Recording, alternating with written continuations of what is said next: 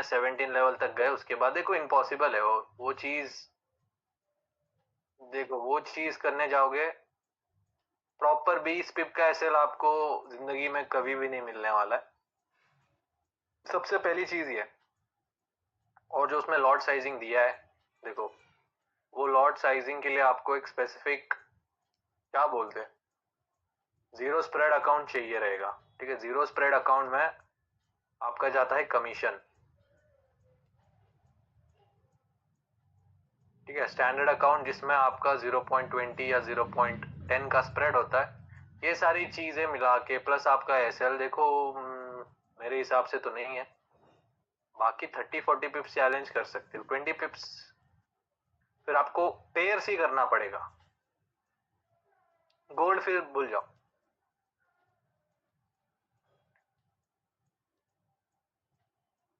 ये तो यही तो कहानी है ना सबकी, स्प्रेड या कमीशन दोनों में से देना ही पड़ेगा ना। यस, स्प्रेड दो या कमीशन दो, वैसे आप दे ही देते हो। ठीक है, चलो करते हैं फिर स्टार्ट। चैट ऑफ कर देता हूं मैं। पिछले लेक्चर में आपने सीखा, हम अपन 5 मिनट का एक रिकैप कर लेते हैं। इसको हटा देता हूं मैं। टीजेएल एंड इंटरनल या एक्सटर्नल स्ट्रक्चर शिफ्ट। देखो टीजेएल क्या होता है, ये स्ट्रक्चर जो आप लोग करंट हाई करंट लो मार्क करते हो, वही आपका टीजेएल होता है। बस टीजेएल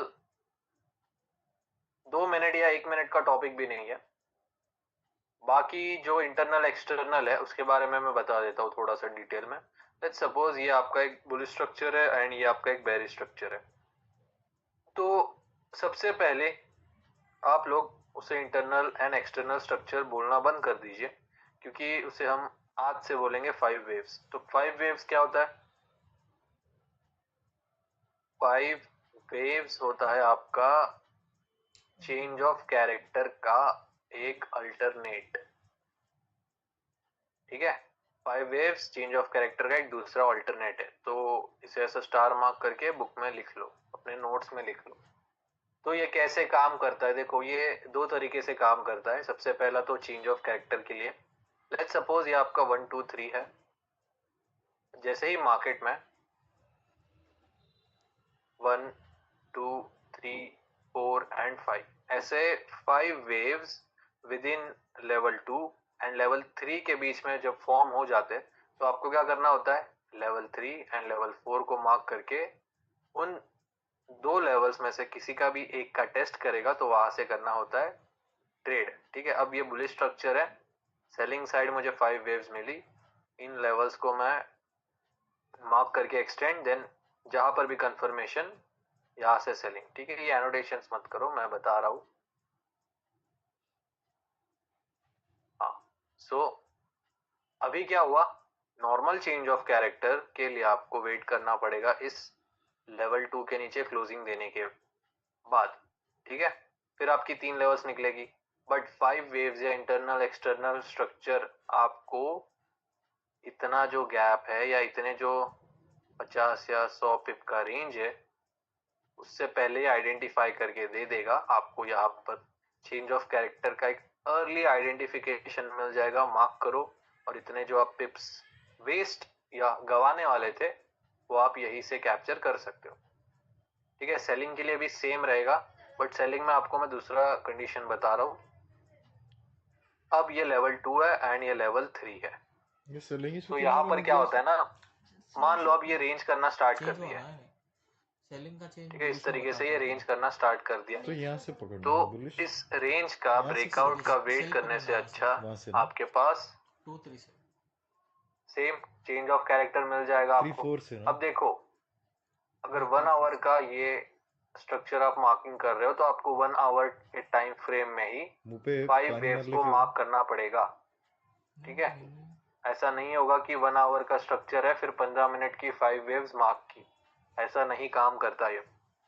दूसरा इसका यूज है कि अगर रेंजिंग कर रहा है ना मार्केट, तो इस रेंज के अंदर आपको अगर 5 वेव्स फॉर्म होते हुए मिल जाती है तो दोबारा आपका change of character level 3 and level 4 से आप टाटा कंफर्मेशन लेकर हाफिज। बाय या सेल कर सकते हो।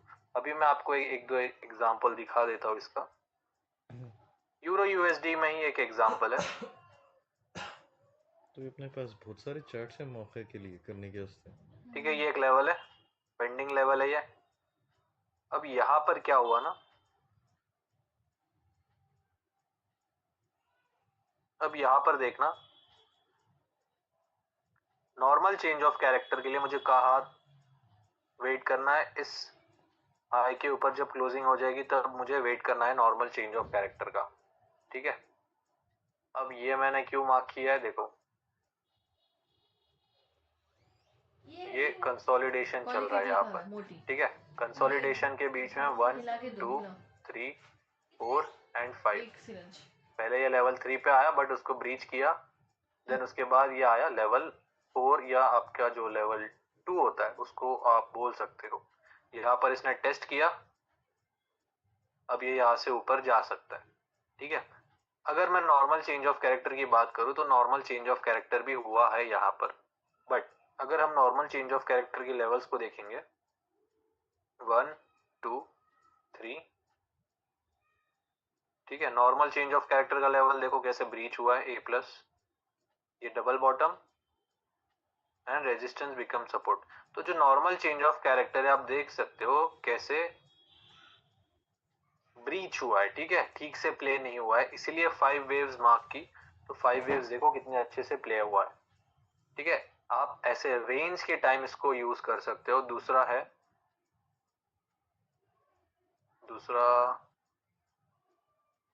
दिखाता हूं मैं आपको, गोल्ड में ही है। अब देखो गोल्ड कहां पर था, डेली का एक डिमांड जोन पे था। ठीक है, अब डेली का डिमांड जोन कैसा होता है ना, 1 आवर का चेंज ऑफ कैरेक्टर का वेट करना पड़ता है हमें। नहीं, बट यहाँ पर 5 वेव्स नहीं हुए, यहाँ पर नॉर्मल चेंज ऑफ कैरेक्टर हुआ है। ठीक है, इसको जाने दो। हाँ, यहाँ पर देखो ये एक 4 आवर का लेवल है, ये देखो ये एक 4 आवर का डिमांड है। आज वही हम सीखने वाले हैं, डिमांड एंड सप्लाई। तो 4 आवर के लेवल पे हमें वेट करना पड़ता है 5 मिनट का चेंज ऑफ कैरेक्टर का। ठीक है, 5 मिनट के चेंज ऑफ कैरेक्टर का। सो यहाँ पर देखो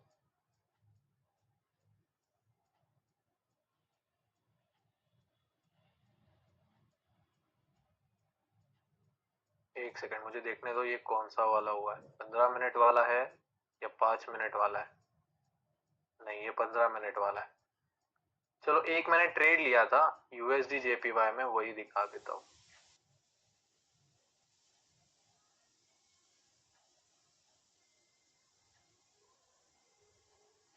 हाँ, ये देखो।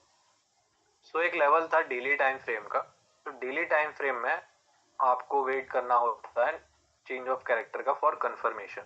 सो यहाँ पर देखना, अगर मैं नॉर्मल चेंज ऑफ कैरेक्टर का वेट करता हूँ तो मेरा जो स्ट्रक्चर है कुछ इस तरीके से, बीच में कोई भी 2 कैंडल रिट्रेसमेंट नहीं है। ठीक है, तो मुझे इस हाई के ऊपर वेट करना पड़ेगा क्लोजिंग का। सही है, जब इस हाई के ऊपर क्लोजिंग होगा तब जाकर मेरा normal change of character confirm होगा। अब इतना तो मैं वेट नहीं कर पाऊंगा, राइट?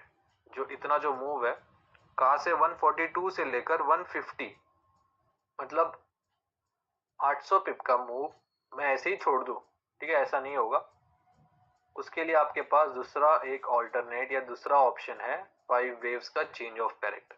सो यहाँ पर देखो लेवल 2 एंड लेवल 3 के बीच में ये मेरा 1, ये 2 कैंडल रिट्रेसमेंट 2 3 4 एंड 5, ये लेवल 3 एंड ये लेवल 4। सो यहाँ से ये लेवल 3 से मैंने एक ट्रेड लिया था। अभी आप देखो 1 आवर के चेंज ऑफ कैरेक्टर से 200 पिप मूव। ठीक है, तो इस तरीके से आप यूज कर सकते हैं। ये एक और ट्रेड था 4 आवर का लेवल। ठीक है, ये देखो ये 4 आवर का एक TGL, तो 4 आवर के TGL पे 5 मिनट का चेंज ऑफ कैरेक्टर का वेट। ध्यान से देखो, चैट में बोलना अब नॉर्मल चेंज ऑफ कैरेक्टर का वेट करना है, तो इस लेवल 2 के नीचे जब क्लोजिंग आएगी तब जाकर मेरा नॉर्मल चेंज ऑफ कैरेक्टर होगा। सो अगर उसके पहले मुझे 5 वेव्स मिल जाते हैं, ये 1 2 कैंडल रिट्रेसमेंट 2 3 4 एंड 5, सो ये लेवल 3 एंड ये लेवल 4, ठीक है। फिर ये देखना, अब जैसे ही लेवल 3 पे रेड कैंडल बनी वहां पर एंट्री और इस हाई के ऊपर एसएल, ठीक है। तो इस तरीके से ये ट्रेड हुआ है, ठीक है। आई होप सबको क्लियर है कि 5 वेव्स कैसे यूज करते हैं। अभी टीजेल का एक बस यूएसडी कैड में बता देता हूँ कि कैसे ये वर्क होता है। अब देखो, ये यूएसडी कैड का एक 1 आवर टाइम फ्रेम में स्ट्रक्चर मार्किंग है। जस्ट सबसे अच्छा ग्राफ कौन कर रहा है? ठीक है, 2 कैंडल रिट्रेसमेंट नहीं है। आफिया सो यहाँ पर 1, ये आफिया 2 भी कैंडल कर रहा है। रिट्रेसमेंट, ठीक है। सो ये टीजीएल 1 एंड ये टीजीएल 2, या इसे आप बोलो डिमांड, ठीक है। फिर यहाँ से दोबारा 1, ये टीजीएल 1, टीजल क्या है समझा इसने? एंड ये टीजीएल 2, यहाँ से दोबारा 1 2 हाँ जब एंड 3, दोबारा ये टीजीएल 1 एंड लेवल 2 कौन सा है? टीजीएल 2, ठीक है। फिर ऐसे आपको टीजीएल्स मार्किंग करनी है। ये रहेगा 1 2 एंड 3, ये टीजीएल 1, यहाँ से टेस्ट कंफर्म है, कंफर्म लो टीजीएल 2, ये वापस से टीजीएल 1 टीजीएल 2, फिर ऐसे मार्किंग करते करते एक्सटेंड करते करते आपको लेवल्स करनी होती है प्ले। आज कौन सा तो भी एक लेवल प्ले हुआ है, उसको दिखाता हूँ मैं आपको। यूरो यूएसडी नहीं, ठीक है। ये देखो यूरो यूएसडी, देखो अब ये सेल होते जा रहा था। सो अपन को क्या करना होता है, ये देखो टीजीएल टीजीएल, ये TGL 2 candle retracement, TGL level 1, TGL level 2, TGL level 1, TGL level 2, फिर 2 कैंडल रिट्रेसमेंट कहाँ पर है? ये टीजीएल लेवल 1। अब जब इसके नीचे क्लोजिंग आ जाएगा, फिर जो भी हाईएस्ट पॉइंट है वो टीजीएल लेवल 2, ठीक है। अभी तक क्या प्ले हो रहा है? ये टीजीएल लेवल 1 कितने बार टेस्ट हुआ? 1 2, ये तीसरी बार भी टेस्ट हो रहा है, ठीक है गाइस। तो यही होता है आपका TGL and 5 waves change of character या इंटरनल एक्सटर्नल स्ट्रक्चर शिफ्ट, ठीक है। चलो अभी स्टार्ट करते हैं अपन अपना डिमांड एंड सप्लाई। तो सबसे पहले डिमांड एंड सप्लाई के एग्जांपल्स दिखा देता हूं मैं कि कैसे काम करता है ये।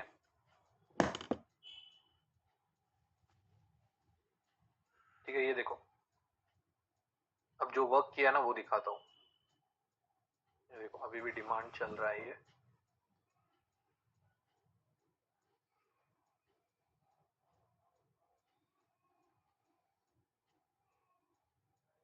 One hour time frame, gold में यहाँ पर है, ठीक है। ये पर दिखाता हूँ मैं आपको।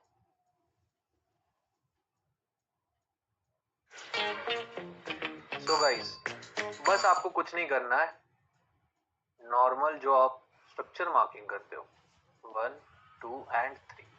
सो यहाँ पर जो 0 से लेकर 1 ये आपका क्या हो गया? एक इम्पल्स मूव हो गया। फिर 1 से 2 क्या आता है? आपका एक करेक्शन मूव आता है। फिर लेवल 2 से लेवल 3 तक एक दोबारा इम्पल्स होता है। सो यहाँ पर क्या है? लेवल 2 से जो इम्पल्स लगेगा, ठीक है, ये देखो 1 2 एंड 3, ठीक है। 2 से लेकर 3 तक क्या लगा? इम्पल्स। अब ये स्ट्रक्चर नहीं है, सो बस अज्यूम करो कि ये 1 2 3 है। अब यहां से जो एक इम्पल्स मूव आया, ये सारी ग्रीन कैंडल्स है। अब ग्रीन कैंडल्स का जो एक अपोजिट कैंडल होगा, मतलब इम्पल्स के पहले आपको एक हमेशा याद रखना, हमेशा 100% ऑफ द टाइम एक अपोजिट कैंडल मिलेगी फॉर श्योर। ठीक है, ये देखो सारा ग्रीन, एक रेड कैंडल, तो वो जो रेड कैंडल या अपोजिट कैंडल होगी वो बनती है आपकी डिमांड कैंडल।